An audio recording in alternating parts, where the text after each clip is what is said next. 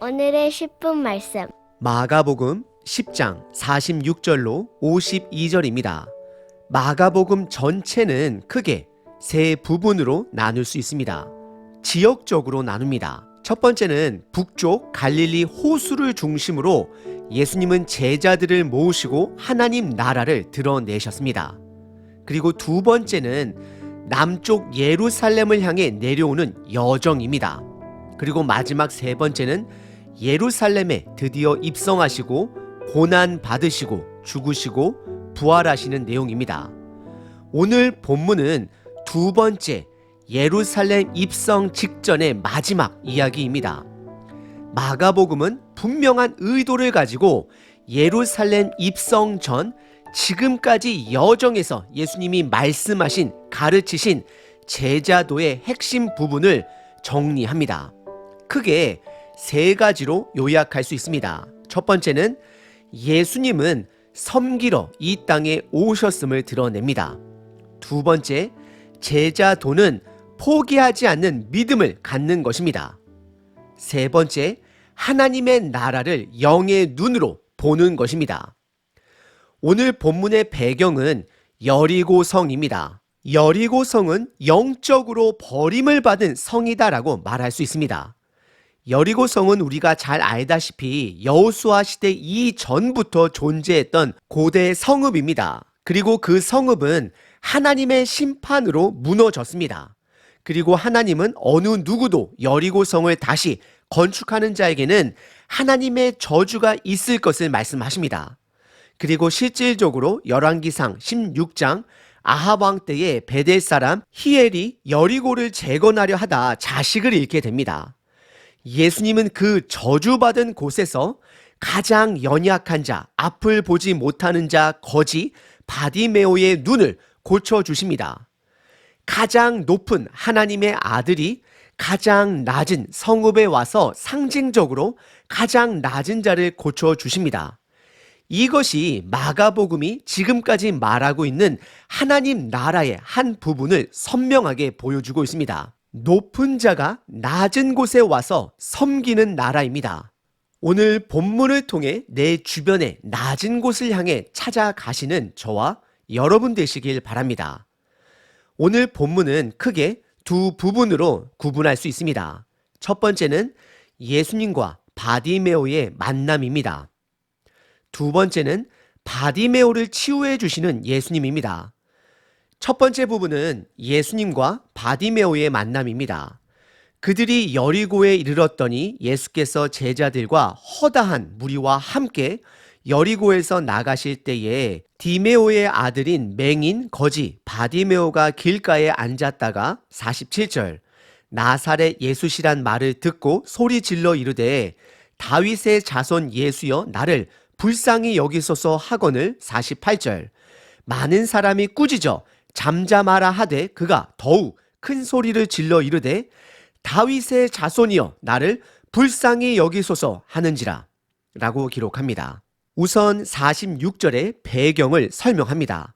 예수님은 예루살렘 성읍에 들어가기 전 저주받은 여리고성에 들어가셨다가 나오면서 한 시각 장애인 거지를 만나게 됩니다. 예수님이 여리고성을 지나실 때에 유월절이 가까웠으므로 많은 순례자들로 붐볐을 것입니다. 그래서 본문은 허다한 무리가 예수님과 함께 여리고에서 나가실 때라고 기록하고 있습니다. 마가복음은 상징적으로 버림받은 여리고 성에서 가장 낮은 자를 고쳐주심으로 낮은 곳에서 하나님의 나라가 드러남을 보여줍니다. 46절과 47절의 마가복음은 한 사람에게 집중합니다. 그는 성읍에서 순례객들을 통해 돈을 구걸하고 있는 한 시각장애인 거지입니다. 47절에 그는 나사렛 예수라는 말을 귀로 듣게 됩니다. 그는 보지 못하는 자로서 듣는 귀로 살아가는 자입니다. 귀로 모든 신경이 발달된 자입니다. 그리고 그는 그동안 나사렛 예수가 사람을 치유해 주시고 수천 명에게 음식을 나눠준 사건 등 여러 가지 소식들을 들었을 것입니다. 마음속에 담았을 것입니다. 그래서 나사렛 예수라는 이름을 들었을 때에 그의 반응은 소리를 지릅니다. 그가 할 수 있는 입으로 소리를 지릅니다. 다윗의 자손 예수여 나를 불쌍히 여기소서라고 외칩니다. 마가복음에서 처음으로 다윗의 자손이여라는 표현이 드러납니다.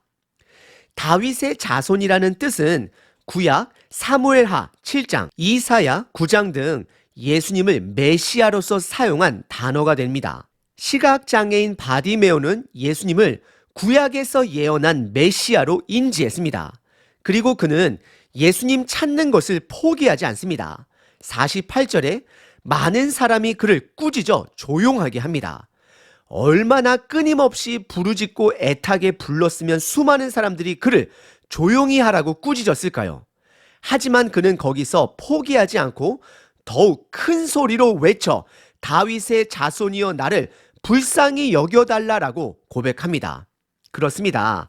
마가복음은 시각장애인 바디메오를 통해 두 가지 태도를 드러냅니다. 첫 번째, 포기하지 않는 것입니다. 바디메오는 보지 못합니다. 하지만 포기하지 않습니다. 부르짖는 그를 조용히 시킵니다. 하지만 그는 포기하지 않습니다. 포기하지 않는 자가 결국 예수님을 만나게 됩니다. 두 번째, 예수님만이 전부라는 태도가 있어야 합니다. 예수님은 수많은 옵션 중에 하나가 아닙니다. 백업 플랜이 아닙니다. 보험이 아닙니다. 부자 청년은 예수님을 옵션 중에 하나로 두었습니다. 그래서 결국 예수님을 포기하고 떠나갑니다. 하지만 바디메오는 예수님이 전부이기에 포기하지 않습니다. 오늘 본문의 첫 번째 부분은 예수님과 바디메오의 만남입니다. 두 번째 부분은 바디메오를 치유해 주시는 예수님입니다. 49절부터 52절입니다. 예수께서 머물러 서서 그를 부르라 하시니 그들이 그 맹인을 부르며 이르되 안심하고 일어나라 그가 너를 부르신다 하매 50절 맹인이 겉옷을 내버리고 뛰어 일어나 예수께 나아오거늘 51절 예수께서 말씀하여 이르시되 내가 무엇을 하여 주기를 원하느냐 맹인이 이르되 선생이여 보기를 원하나이다 52절 예수께서 이르시되 가라 내 믿음이 너를 구원하였느니라 하시니 그가 곧 보게 되어 예수를 길에서 따르니라 라고 기록합니다. 49절에 예수님은 가는 길을 멈추십니다. 그리고 그를 부르십니다. 예수님의 멈추심은 하나님의 나라를 드러냅니다. 사람들을 변하게 합니다. 바디메오를 꾸짖던 자들이 그를 예수님 앞으로 인도하는 인도자로 변하게 됩니다. 그렇습니다. 하나님의 나라는 연약한 자들을 무시하고 꾸짖는 나라가 아닙니다. 생명으로 인도하는 나라입니다. 사람들로 하여금 꾸짖는 자에서 인도하는 자로 변화시키는 나라입니다. 그리고 50절에 바디메오의 행동이 돋보입니다. 그는 겉옷을 버리고 뛰어 일어나 예수님께 나아옵니다. 여러분들, 보지 못하는 자가 뛴다라는 것은 엄청난 신뢰를 가졌다라는 것입니다. 여러분들께서 눈을 감고 보이지 않는 곳에 청각을 의지하며 뛰어 보십시오. 쉽지 않습니다. 이것은 바디메오가 예수님을 향한 절대적 신뢰가 있음을 마가복음이 보여주고 있습니다. 이것은 동시에 바디메오가 부자 청년과는 대조가 됨을 보여줍니다. 바디메오가 버린 것은 그의 망토와 같은 겉옷이었습니다. 그의 전부였습니다. 솔직히 부자가 가진 것을 다 버리는 것보다 거지가 가진 모든 것을 버리는 것이 더 쉽습니다. 그래서 부자가 재물을 더 많이 가지면 가질수록 하나님 나라에 들어가기가 더 어려운 것입니다. 심령이 가난한 자, 애통한 자가 복이 있다라고 그래서 말씀하는 것입니다. 그리고 51절에 예수님은 무엇을 원하는지 그에게 묻습니다. 그러자 시각장애인 바디메오는 보기를 원한다라고 고백합니다. 그는 분명 6월절날 수많은 인파들을 통해 여행객들을 통해 다른 날과는 다르게 동전이나 기타 필요한 음식들을 많이 받았을 것입니다. 하지만 그는 예수님을 향해 그런 돈을 구하지 않습니다. 생명을 구합니다. 볼 수 있기를 간구합니다. 그래서 52절에 예수님은 가라 명령하십니다. 그리고 이어서 너의 믿음이 너를 구원하였다라고 말씀하십니다. 마가복음은 이 치유 사건을 구원과 연결하여 저와 여러분들에게 말하고 있습니다.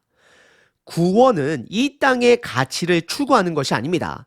생명을 구하는 것입니다. 그리고 예수님만이 할 수 있는 믿음을 갖고 구하는 것입니다. 예수님은 바디메오에게 가라 말씀하시지만 52절에 보시면 그는 예수님을 따라갑니다. 마가복음이 말하는 구원은 바로 끝까지 예수님과 동행하는 것입니다. 오늘 본문의 두 번째 부분은 예수님이 바디메오를 치유해 주십니다. 오늘 본문은 예루살렘 입성 전 마지막 사건을 다룹니다. 마가복음은 의도적으로 제자도의 핵심을 드러내며 예루살렘을 향한 여정의 마지막 이야기를 마무리합니다. 예수님은 버림받은 여리고 성에서 그리고 그곳에서 상징적으로 가장 낮은 자 바디메오를 찾아오십니다. 그렇습니다. 하나님의 나라는 높은 자가 낮은 자들을 찾아오는 나라입니다. 섬기는 나라입니다. 그리고 예수님을 만난 자들의 특징은 첫 번째, 포기하지 않습니다. 세상의 가치관으로 꾸짖음을 당할지라도 육신의 눈으로 보이지 않는다 할지라도 나의 최선을 다해 주님을 찾는 것입니다. 눈이 없으면 귀로 듣고 입으로 외쳐야 합니다. 두 번째, 예수님만이 할 수 있다라는 믿음이 있어야 합니다. 바디메오가 유월절 대목에 그가 받은 동전들, 필요한 음식들을 다 버리고 예수님을 향해 달려가는 그의 태도를 우리는 기억해야 합니다. 보이지 않는 깜깜한 어둠 속에 믿음과 청각만을 의지하여 달리는 그의 자세가 있어야 합니다. 여러분들, 하나님의 나라가 보이지 않으신가요? 그러면 여러분들이 붙들고 있는 그것을 가지고 달릴 수 있는 믿음이 있어야 합니다. 그럼 하나님의 나라를 반드시 보게 될 것입니다. 누리게 될 것입니다. 예수님은 그것을 믿음이다 라고 말씀하십니다. 두 가지로 여러분들을 도전합니다. 첫 번째, 내 상황이 어둠의 터널 같을지라도 믿음을 갖고 몸부림치시는 하루 되시길 바랍니다. 두 번째 도전은 내 주변 가장 낮은 곳을 찾아 섬기는 자 되시길 바랍니다. 365일 기도문입니다. 요한복음 10장 9절과 10절. 내가 문이니 누구든지 나로 말미암아 들어가면 구원을 받고 또는 들어가며 나오며 꼴을 얻으리라. 도둑이 오는 것은 도둑질하고 죽이고 멸망시키려는 것뿐이요. 나의 목자가 되어주신 아버지를 찬양합니다. 오늘도 나의 가는 길을 앞서 가시며 인도하시니 그 길을 따라갑니다. 목자의 음성을 분별하며 그 길을 따라 걷겠습니다. 하지만 우리 삶에 너무나도 많은 소리가 있음을 고백합니다. 성령의 하나님, 생명의 소리에 반응하게 하소서. 오늘 문을 넘나들고 양을 도적질하는 자를 분별하게 하소서. 거짓된 소리를 물리치고 영적 전쟁에서 회피하지 않고 승리하게 하소서. 하나님의 나라를 보게 하소서. 진리를 알게 하소서. 나를 구원하신 이는 오직 예수님이라는 사실을 선포합니다.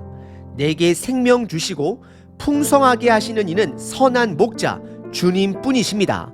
그 예수 그리스도의 이름으로 기도합니다. 아멘.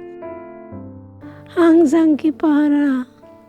쉬지 말고 기도하라. 범사에 감사하라.